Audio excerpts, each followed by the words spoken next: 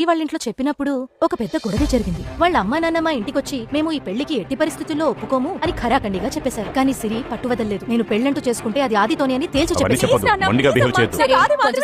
మాట వినవా నువ్వు? నీ మంచిగా చెప్తున్నా. నువ్వు చిన్న పిల్లవి, ఎలాంటివి నీకు అర్థం కావు. ప్లీజ్ అమ్మా నేను అతన్నే పెళ్లి చేసుకుంటాను. నాకు అతనే కావాలి. నువ్వు ఎంత గోల చేసినా మేము ఒప్పుకునేదే లేదు.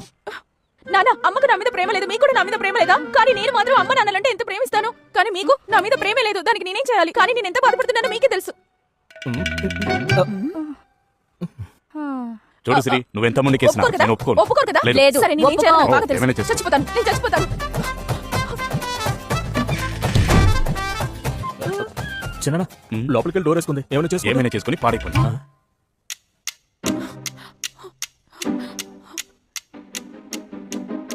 ఏం చేద్దాం ఇప్పుడు?